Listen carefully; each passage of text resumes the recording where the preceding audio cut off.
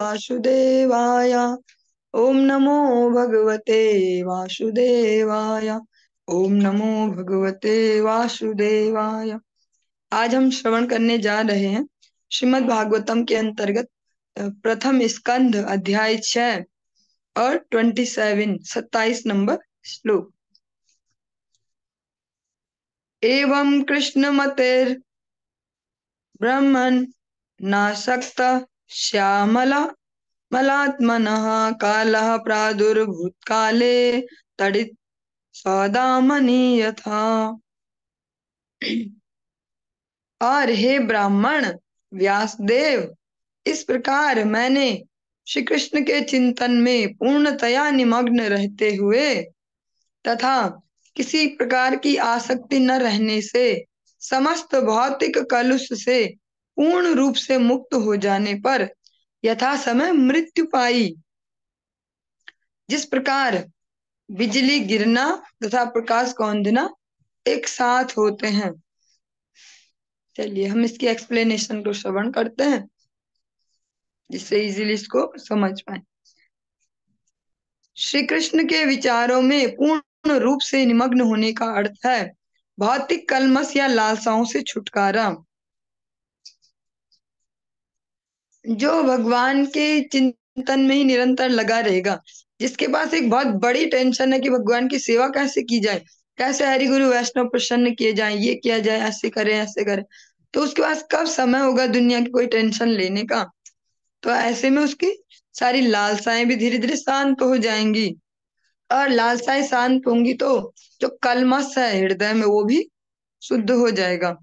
जिस प्रकार किसी धनी व्यक्ति को छोटी छोटी चीजों की परवाह नहीं करनी होती, उसी प्रकार से भगवान श्री कृष्ण का भक्त भी शाश्वत आनंद जीवन ज्ञान से युक्त भगवान के धाम जाने के प्रति आश्वस्त तथा प्रफुल्लित रहने के कारण छोटी छोटी बातों की लालसा नहीं करता, क्योंकि ये सब वास्तविकता की पुतलिकाएं या छाया मात्र होती हैं और उनका कोई स्थायी महत्व नहीं होता।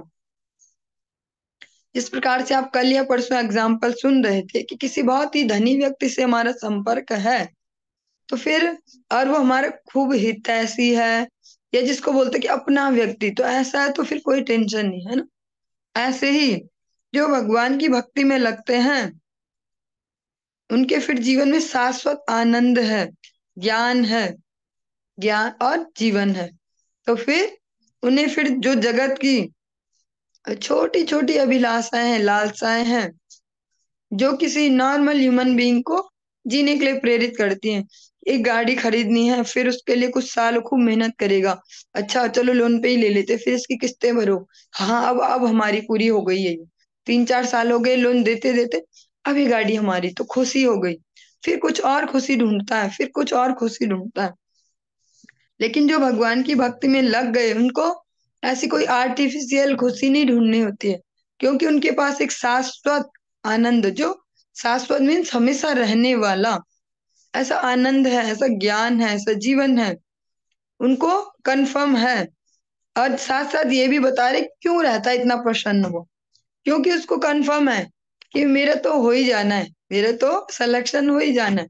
जैसे कोई अच्छे से मेहनत भी करता हो और जहां से रिजल्ट निकलना है, वो जो जज हैं जो रिजल्ट देंगे, जो उसके निर्णायक हैं वो उसके जानने वाले भी हों और वो मेहनती भी है, ये नहीं कि चीटिंग करके हो जाए, मेहनती भी है, तो कंफर्म रहता है कि मेरा हो ही जाना है, तो फिर वो टेंशन में नहीं रहेगा, है ना।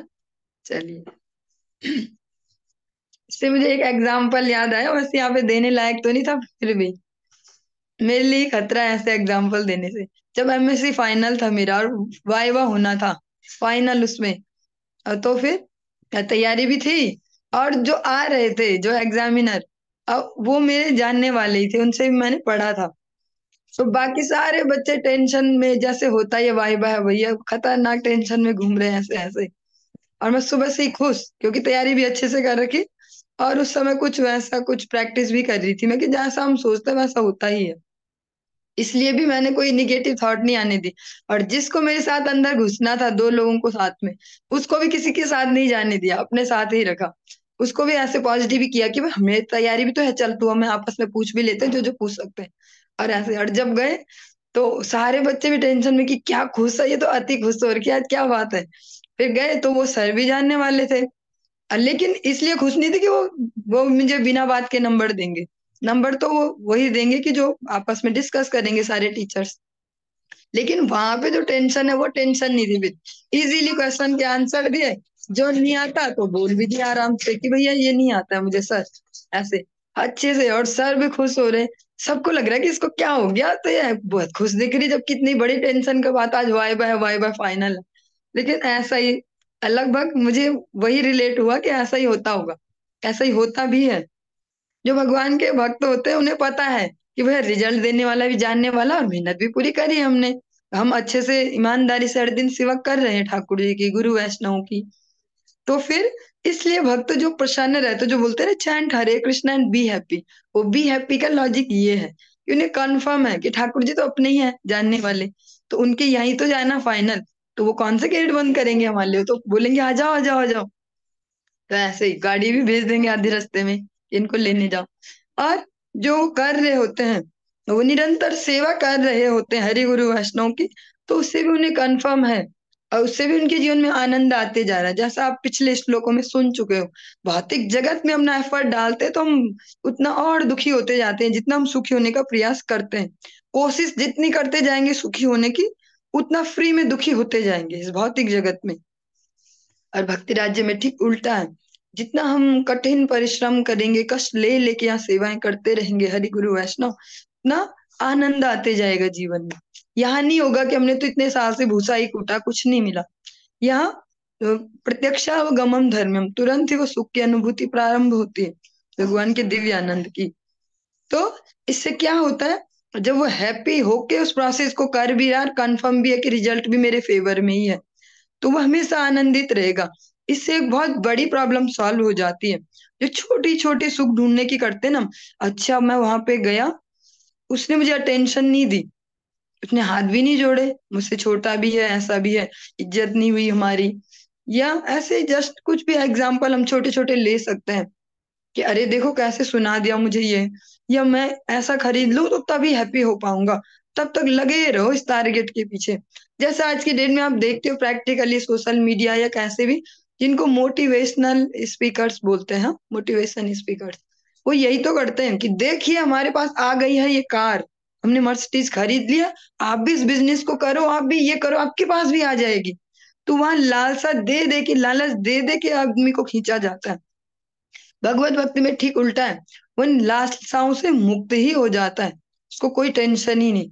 ठाकुर जी जैसा हमें चाह रहे वैसा ही होगा। छोटी छोटी बातों की लालसा नहीं करता, क्योंकि उसके बाद बड़ा सुख है। उसे पता है कि भैया मुझे जब जो चाहिए होगा, मेरी जो नीड होगी, ठाकुर जी के पास सब कुछ है ही। और वो किसी के भी दिमाग में मैसेज भी भेज सकते हैं कि इसको ये दे दो या इसकी ऐसे मदद कर दो। तो फिर हमेशा वो खुश भी रहेगा और बिना किसी स्वार्थ के सेवा भी कर पाएगा, क्योंकि पीछे से कंफर्मेशन है कि जो भैया मेरी बैक सपोर्ट है वो बहुत तगड़ी है ना। तो छोटी छोटी वो लालसाओं में, उनमें फिर पगलाता नहीं है कि ये चाहिए, ये नहीं मिला तो मैं तब तक पागल।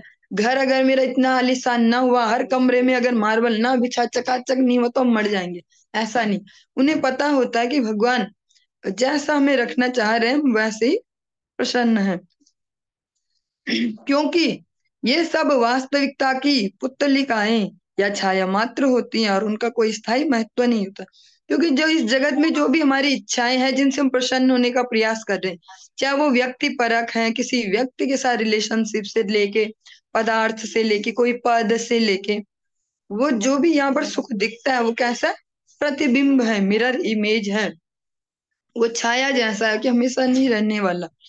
तो फिर वो उसके प्रति इतना ज्यादा सोच में नहीं रहेगा कि ये क्यों नहीं हो रहा, ये क्यों नहीं हो रहा। समझ जाएगा कुछ प्रयास में कि भगवान नहीं चाहते, तो ठीक है।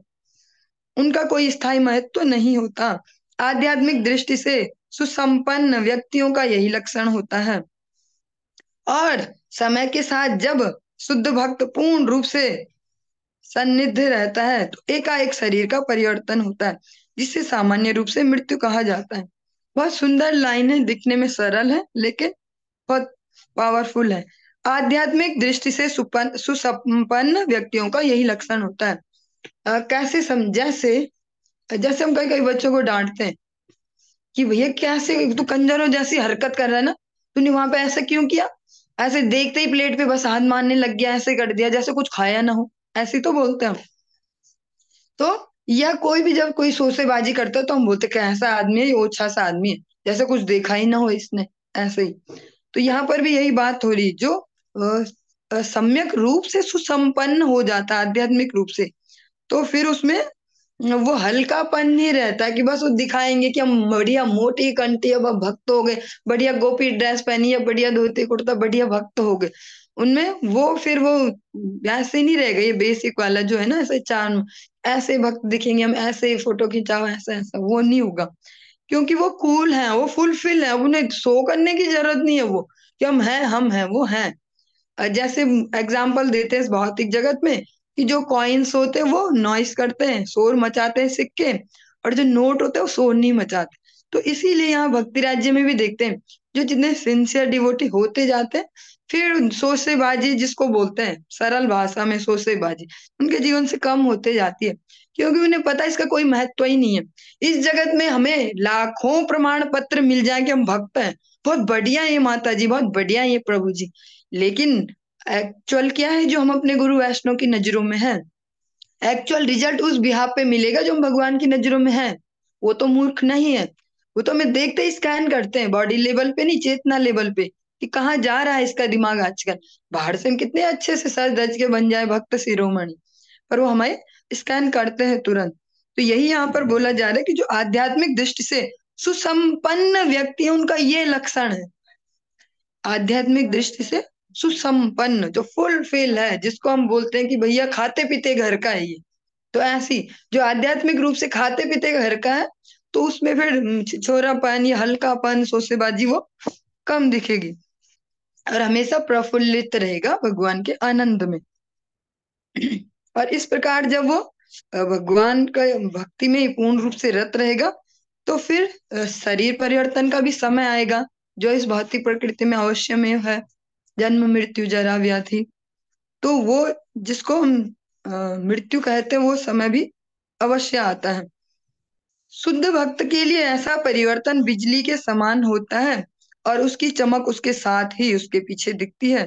कहने का अर्थ यह है कि परम की इच्छा से भक्त का भौतिक शरीर उसी समय बदलता है, और उसके आध्यात्मिक शरीर का विकास हो जाता है।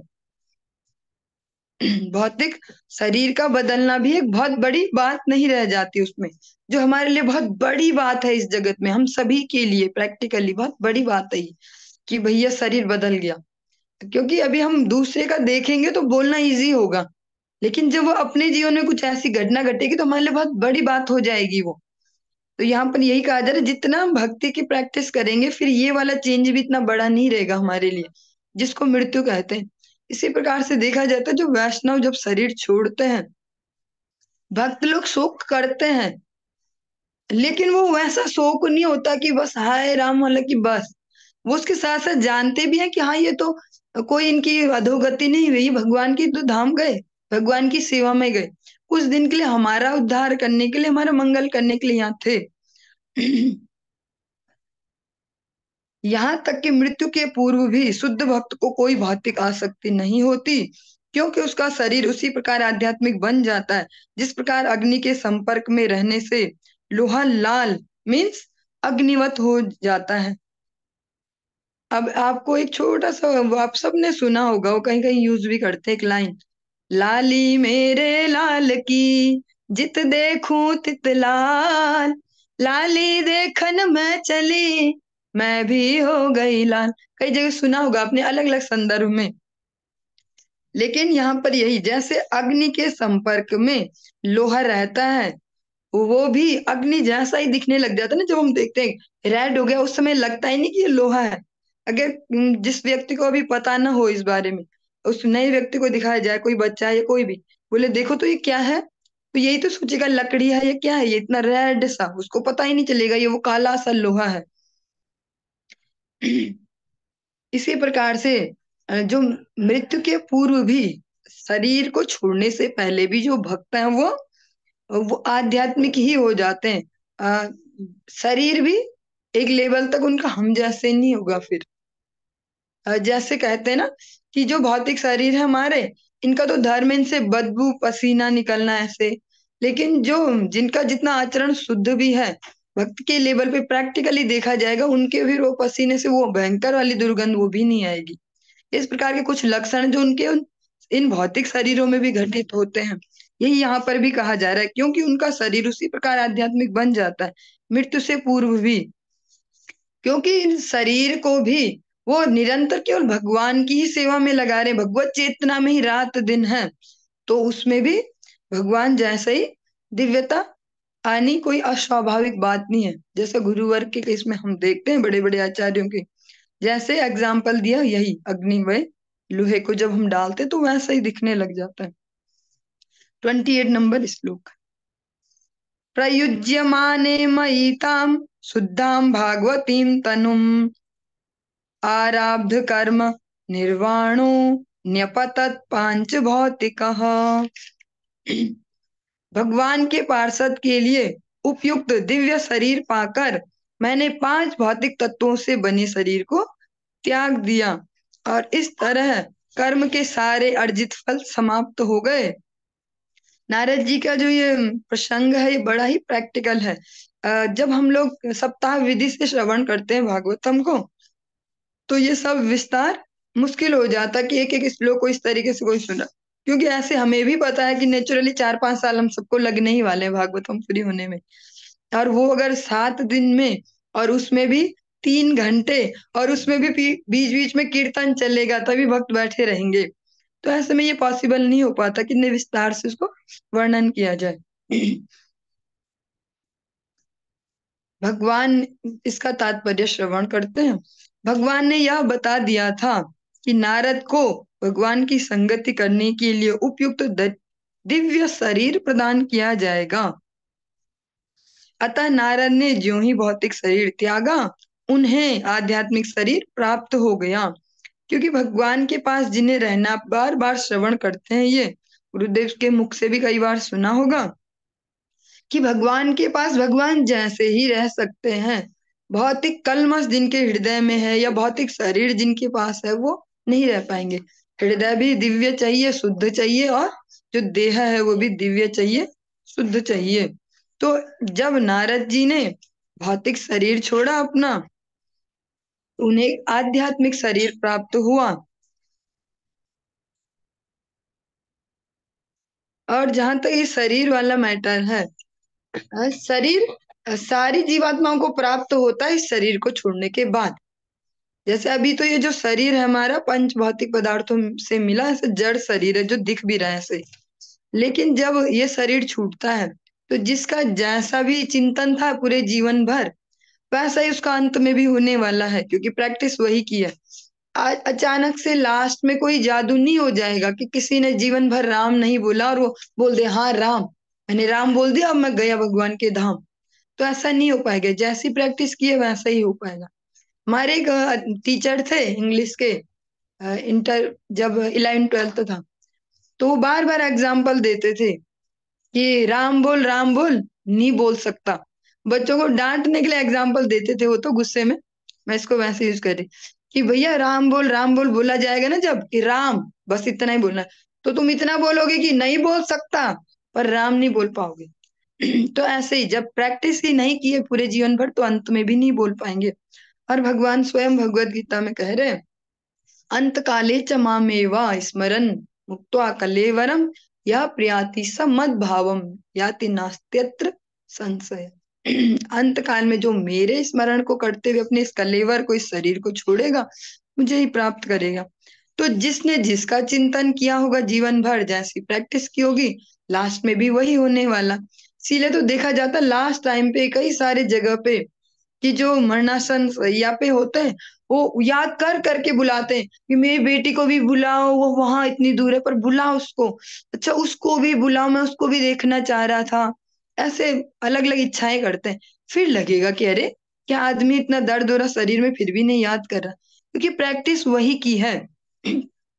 इसीलिए जो ये भक्ति की प्रोसेस हमें दी गई है हमारी गुरु परंपरा के द्वारा, बड़ी ही प्रैक्टिकल है, बड़ी ही प्रामाणिक है।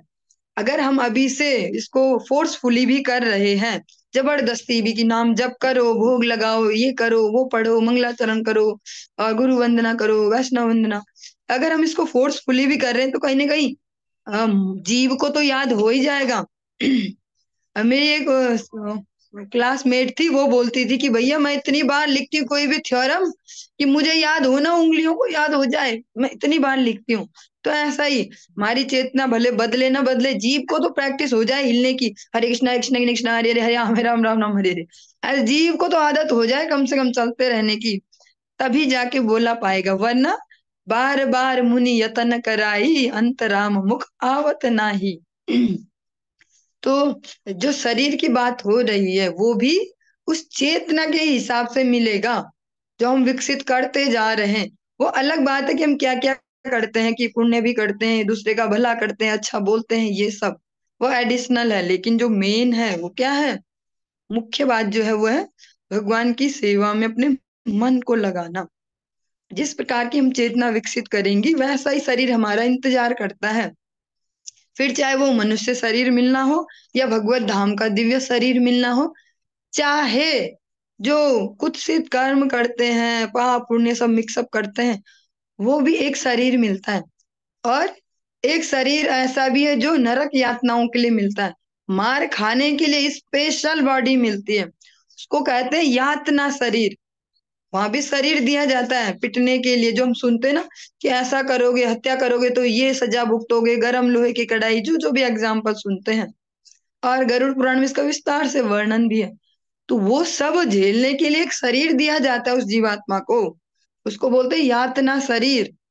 उस शरीर की एक बहुत बड़ी विशेषता है, जैसे जो अभी हमारे पास शरीर है, इसको एक थप्पड़ मारेंगे तो दर्द एक ही थप्पड़ का होगा, लेकिन यातना शरीर में एक थप्पड़ मारी तो दर्द कम से कम 1 लाख थप्पड़ का होगा, पड़ेगी एक ही थप्पड़।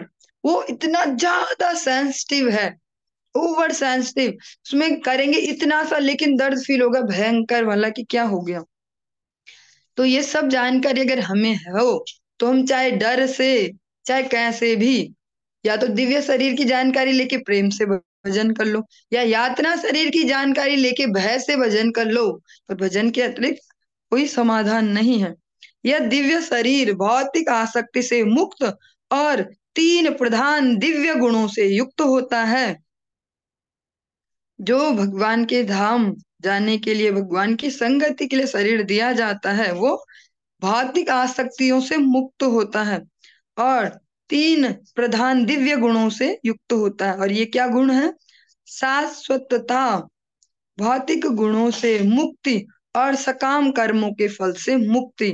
एक तो शाश्वतता मीन्स हमेशा, जो फॉर एवर जिसको बोल सकते हैं, हमेशा के लिए एग्जिस्ट रहेगा वो।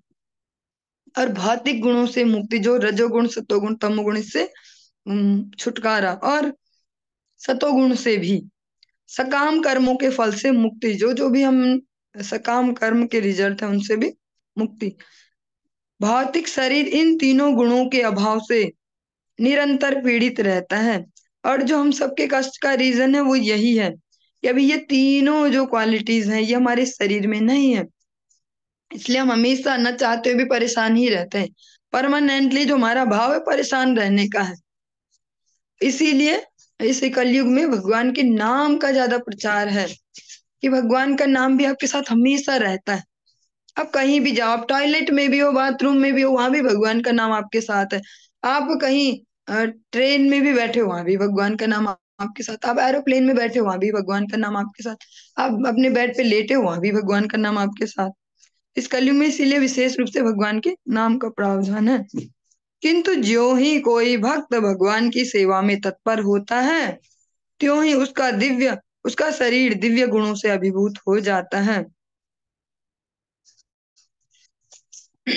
यह लोहे पर पारस मणि की तरह चुंबकीय प्रभाव डालता है। दिव्य भक्ति में सेवा का प्रभाव भी उसी तरह होता है। लेकिन जो ये भौतिक शरीर भी है, जब इतने सारे कलमश से युक्त, अगर इसको भगवान की सेवा में हम लगाना प्रारंभ करते हैं, तो इसमें भी दिव्य गुणों का संचार होना शुरू हो जाता है। एग्जाम्पल कैसे लेंगे? कितना ही भी क्रूर व्यक्ति था, रूठ था, पर कैसे भी किसी ने, भक्त ने उसका उसको क्या बोल सकते हैं, प्यार से कैसे भी करके उसको अगर लगा दिया हरि भजन में, तो फिर वो भी ऐसा हो जाता है, हरे कृष्णा जी, हरे कृष्णा, ऐसे चाहे कितना ही खतरनाक आदमी हो। तो तभी से हम देखते हैं ये प्रैक्टिकली कि भैया अंतर तो शुरू हो गया है, डिफरेंस। और उसमें भगवान के जो है वो दिव्य गुणों का संचार होने लगता है। और वो अमाउंट लेकिन अलग अलग होगी कि कितनी अमाउंट में आ रहे हैं वो गुण। जितनी अमाउंट में वो सेवा करते जाएगा, ये यथा माम प्रपद्यन्ते तास तथा भजाम्यहम्, जितना जितना आप करते जाएंगे उतना उतना वो दिव्य गुणों का संचार होगा। इसीलिए समझना होगा कि हमारा जो स्वभाव है वो केवल इतना ही, वो बहुत छोटी बात नहीं है कि हमारा ऐसा स्वभाव है। उसको देखना होगा कि हमारा कैसा है, क्योंकि हम एक रिप्रेजेंटेटिव हैं, एक गुरु परंपरा के अंतर्गत आ रहे हैं, उनका हम रिप्रेजेंटेटिव हैं। तो फिर हमारे जो गुण हैं उनसे भी एक मैसेज जाता है कि अरे ये तो ऐसी है, ये कुछ चेंज नहीं आया इनमें, तो कुछ नहीं, ये तो माला जपते हैं लेकिन चेंज नहीं आया इनके स्वभाव में। और जो भक्त में चेंज आता है वो कैसा आता है? जैसे लोहे पर पारस मणि की तरह चुंबकीय प्रभाव डालता है। जैसे लोहा पारस मणि से अगर से टच होता है तो सोने में बदल जाता है। ऐसे ही लोहे जैसे ही हम, लोहा युग ही है ये कलयुग, इसमें ही रह रहे हैं, लेकिन पारस मणि जैसे अ, जो संत हैं, या इससे भी बढ़कर बोला कबीरदास जी ने शायद, अ, जो पारसमणि है वो कहते हैं कि वो अपने जैसी करती है, लेकिन जो सदगुरु होते हैं, जो एक्चुअल में भगवान के एकांतिक भक्त होते हैं, वो गुरु स्वयं समान। अभी मुझे एग्जैक्ट वो लाइन याद नहीं आ रही उनकी, दोहा टाइप, वो चौपाई दोहा में, लेकिन मैं उसको वो कर पा रही हूँ कि पारसमणि अपने जैसी करती है और सदगुरु अपने जैसा कर देते हैं व्यक्ति को। अपने जैसा करना मीन्स उनकी जो दिव्य गुण है वो हमारे में भी संचार होते हैं। जब देखते हैं कि अरे ये कितने निर्विकार हैं, ये ईर्ष्या द्वेष नहीं करते हैं, ये कितने दयालु हैं जीवों के प्रति, काम में निष्ठा है, कितनी सेवा में निष्ठा है, तो उनको देख देख के हमें भी वो गुण संचार होने लगते हैं। और फिर दोबारा से वही कि अमाउंट उन गुणों की हमारे प्रयास पे डिपेंड करती है। जितना हम ईमानदारी से सेवा करते जाएंगे उतने ही अमाउंट में गुण आते जाएंगे। क्योंकि इसमें श्रवण श्रवण से भी नहीं होता है कि हम भैया सुनते बहुत है, हम तो रोज सुन ही रहे हैं, क्लास भी सुन रहे हैं, गुरुदेव से भी सुनते हैं, यूट्यूब पे भी सुनते हैं, इस पे भी सुनते हैं, उस पे भी सुन सुन के भी नहीं होगा। नाय आत्मा प्रवचनेन लभ्यो न मेध या न बहु न श्रुतेन, यहाँ पे स्पष्ट ही बोल दिया, वेद का उपनिषद का एक वाणी है ये। नाय आत्मा प्रवचनेन लभ्यो न मेध या न बहु न श्रुतेन, न बहुत ज्यादा दिमाग तेज होने से कोई समझ पाएगा इसको, न ज्यादा बोल पाने से प्रवचन से, न बहु न श्रुतेन, ज्यादा सुन सुन के भी नहीं होगा कि हम खुश हो जाएं। हम तो सुबह शाम सुन भी रहे हैं और गुरुजी से भी सुनते हैं, बीच बीच में दिन भर खाली रहते हैं, सोशल मीडिया पे भी सुनते रहते हैं, ऐसे नहीं होगा। प्रत्यक्षावगमम धर्म्यम, अप्लाई भी करना होगा। और अप्लाई किस फॉर्म में होगा? सेवा के रूप में। सेवा नहीं करेंगे तो ये केवल कर्ण विलास रह जाएगा। दोबारा से बोल रही हूँ, कर्ण विलास, केवल कर्ण विलास रह जाएगा। मजा आता है, बढ़िया लगता है, बहुत बढ़िया बोलते हैं ये प्रभु जी, बहुत बढ़िया बोलते हैं ये माता जी, मजा ही आएगा, फिर उसका रिजल्ट नहीं आ पाएगा जीवन में जब तक सेवा करेंगे नहीं। और पहले प्रारंभ करेंगे तन मन धन, जो भी जिसके बस में हो उससे, हाथ घिसे हो सेवा में, भगवान के मंदिर में झाड़ू पोछा लगाओ अपने ठाकुर जी के वहां पे। जब तक सेवा करेंगे नहीं, सुन सुन के भी ये केवल कर्ण विलास ही हो जाएगा कि बहुत बढ़िया बोलते हैं, हम रोज सुनते हैं, रोज सुबह सुबह हम सुनते हैं, या गुरुदेव आते हैं हम सुनते हैं उनसे, या सोशल मीडिया पे अलग अलग वक्ता है, ढेरों करोड़ों वक्ता होंगे, हम सुनते रहते हैं, सुन सुन के भी नहीं हो पाएगा। फलतः शरीर परिवर्तन का अर्थ है शुद्ध भक्त पर भौतिक प्रकृति के 3 गुणों की प्रतिक्रिया की समाप्ति। और जिसको शरीर परिवर्तन को हम इस भौतिक जगत में बहुत बड़ी दुर्घटना मानते हैं, चाहे कोई नेचुरल भी शरीर छोड़ता है या कोई अननेचुरल भी छोड़ता है, हमको लगता है बहुत बड़ी दुर्घटना, जिसको स्पष्ट बोले तो दुर्घटना ही लगता है। कभी कोई है कि कोई जाता है शरीर छोड़ के तो कोई खुश होते हैं, बहुत बढ़िया यार, बहुत बढ़िया, इनका तो शरीर छूट गया ना, इनका शरीर छूट गया। वो उस केस में थोड़ा बहुत बोलते हैं कि कोई बहुत समय से झिक रहा हो, परेशान हो शरीर से, तब बोलते चलो ठीक ही हुआ। पर उसको भी दुख से ही बोलते हैं, खुशी से नहीं बोलते बहुत बढ़िया ये तो चले गए, बहुत बढ़िया।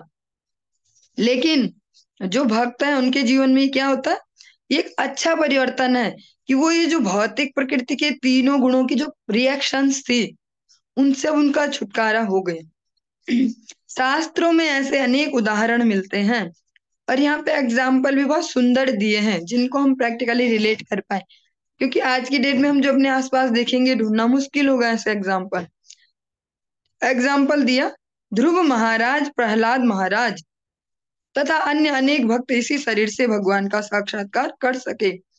ध्रुव जी की भी जो जो जिसको हम मृत्यु कहते हैं इस जगत में, वो सीन था वो शरीर परिवर्तन का, तो कैसे होगा, उनका वो शरीर भी नहीं छूट रहा क्योंकि इतना भगवान के साथ तादात्म्य है, और उनको कोई रोग भी नहीं है, कुछ भी नहीं है, पर टाइम बहुत ज्यादा हो गया।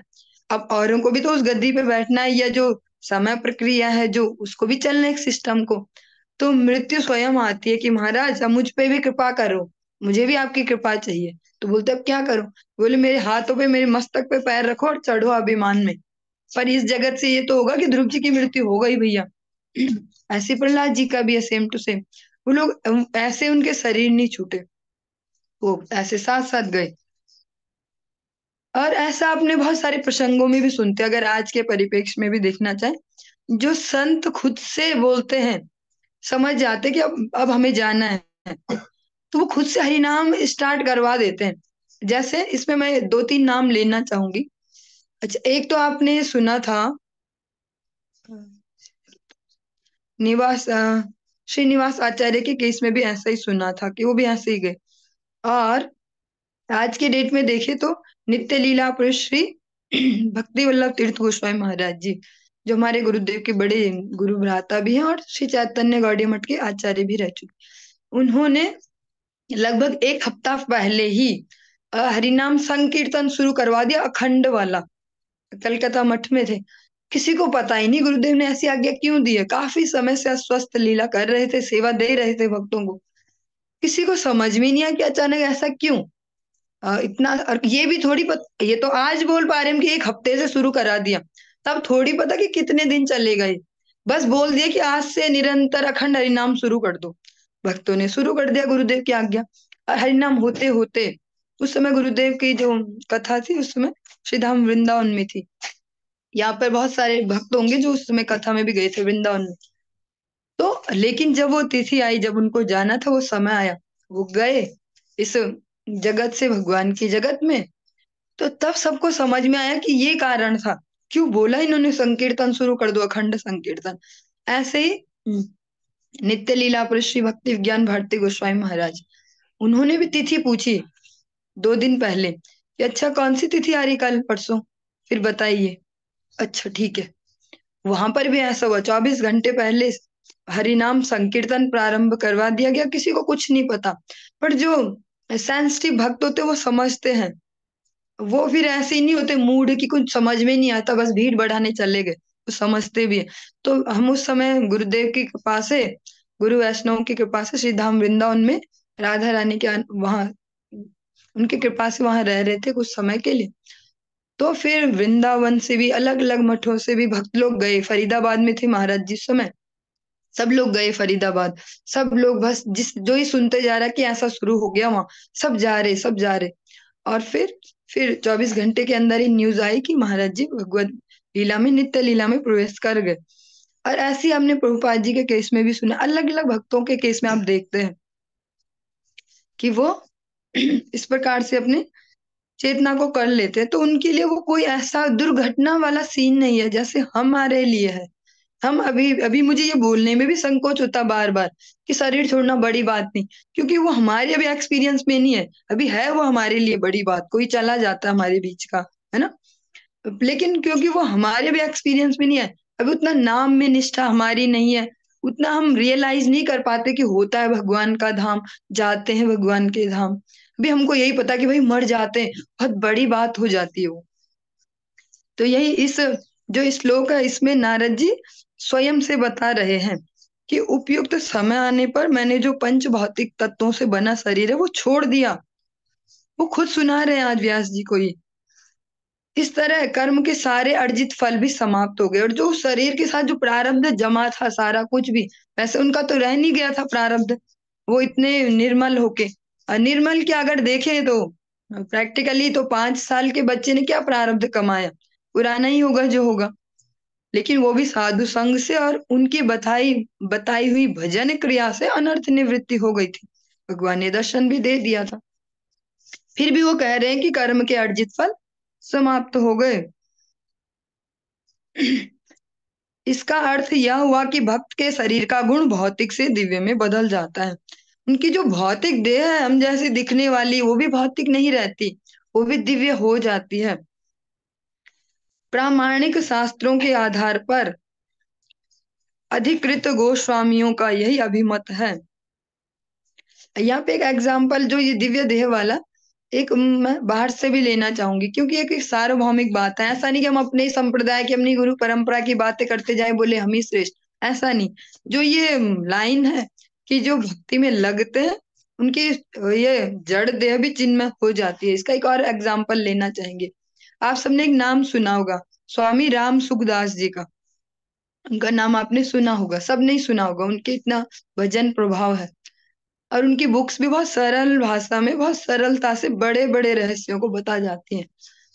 तो उनके लिए भी यही कहा जाता है, वो कभी अपना कोई फोटो खिंचवाना पसंद नहीं करते थे, और सबको मना होता था। तो एक बार कोई किसी व्यक्ति ने ऐसे अनधिकारी चेष्टा की, हम जैसा ही कोई होगा, अनधिकारी चेष्टा की, फोटो खींच दी, लेकिन जब प्रिंट आउट आया तो उसमें वो नहीं थे।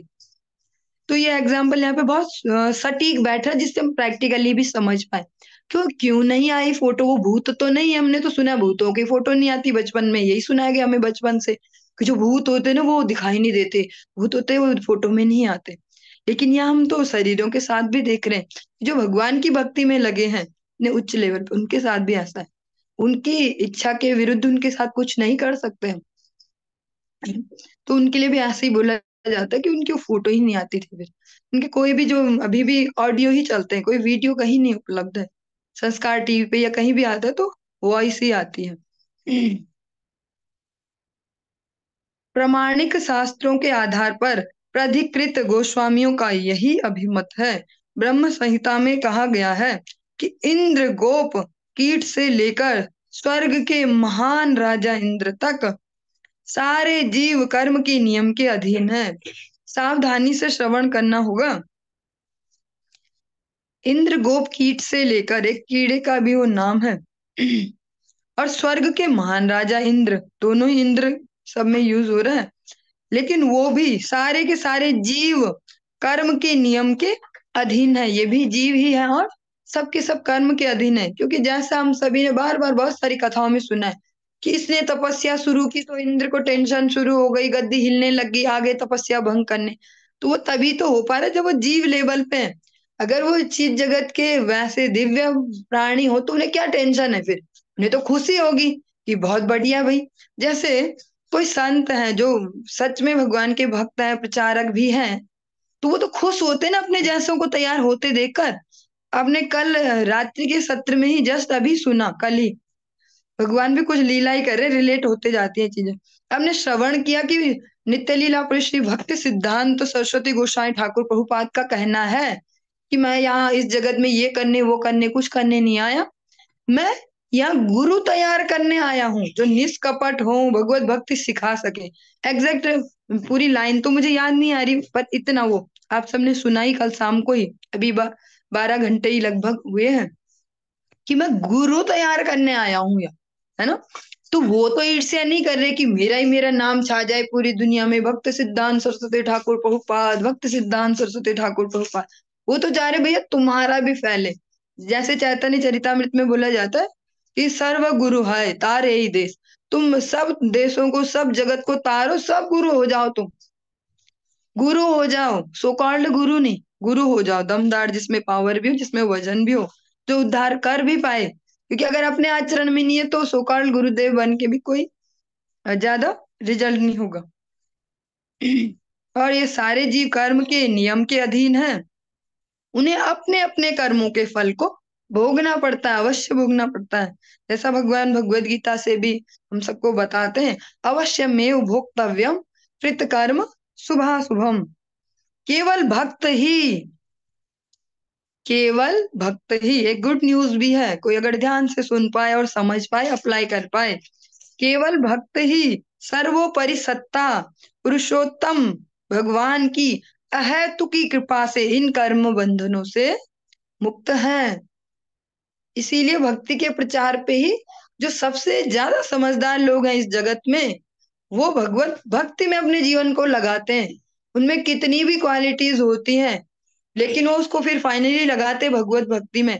ये इसके एग्जाम्पल आपने बहुत सारे देखे हैं कि भाई हम सुनते कि ये प्रभु जी तो ऐसे थे, अच्छा ये महाराज जी तो ऐसे थे, मतलब भौतिक लेवल पे भी ऐसे थे, ये तो इतने एजुकेटेड या इतने बड़े पैसे वाले या ऐसे ऐसे, और फिर आप प्रचार में ही लग गए। हम सोचेंगे कि ये तो मूर्ख आदमी है भैया, इतना सब कुछ होते यहाँ क्यों आए भीख मांगने, लोगों पे जाओ माता जी सेवा के लिए जरा जरा कुछ करिए, अच्छा ऐसा करिए, क्यों ये भिखारियों जैसे घूम रहे। वो इसलिए घूम रहे क्योंकि वो सच में बुधा भाव समन्विता हो गए, उनको भगवान ने ददामी बुद्धि योगम कर दिया।